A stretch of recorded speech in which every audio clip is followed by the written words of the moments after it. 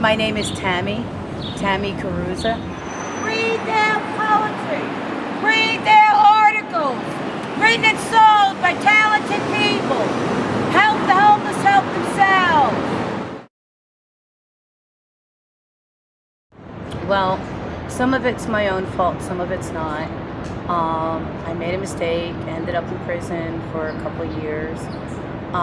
When I got out, I thought I'd get a job, get my own place, get out on my own. But things don't always turn out the way you expect them to. And it turns out that my brother had more left over from our childhood than I thought he did.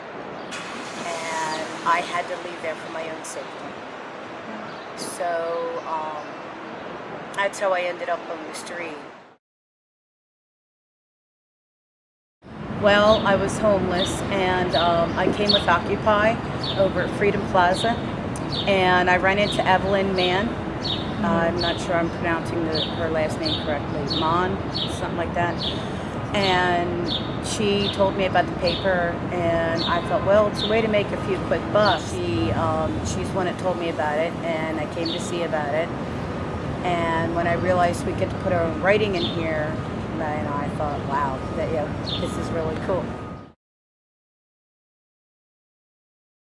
I started writing when I was in the 11th grade. I was told that my teacher wanted to have me put in a school for gifted youth, and my mother wouldn't. So I ended up having to try and figure it out on my own. Mm-hmm. It took me a little longer, but I think I'm still going to get there. Because you can't really stop, like the Bible says, you can't stop what God has decided.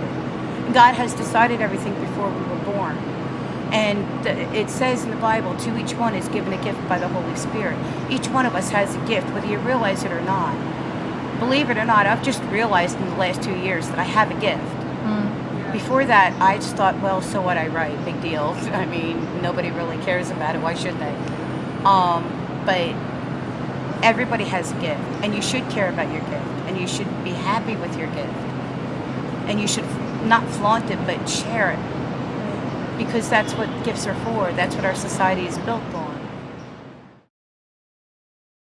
Giving me a way to get my writing out to people, so that I can find who does like it, and this way I let them know, hey, I got something in a paper this week, and they're like, oh, okay, let me see what you got. And, but people really do follow your writing. They follow you too. Right. They want to know how you're doing. They're excited to know, are you coming along okay? Do you need anything? Mm-hmm. I mean, they really do get into you as a person, not just a vendor. Right. So it's really nice, because it does attract the kindness of the society we live in, and it draws them to you. And when you're homeless and you have nothing, but your coat to lay your head on and a hard concrete bed, that can do so much. People have no idea what a word of kindness can do for another human being. Right. Sometimes just a smile, just seeing people go by the corner, it keeps the world normal for me, Right. Like, when you come out of work and, the cars are coming by like they're supposed to, and the person's on the corner selling papers like they are every day, and your favorite coffee shop is there like it is every day, and that lets you know the world is normal. Nothing really bad has happened. Right. And since 9/11, I think this has become so important to us. I know it has to me, because being on that corner reminds me that everything's okay. This is the one that hasn't been in the paper yet. It's called Faith Forward. Instead of Face Forward, faith is in... Yeah.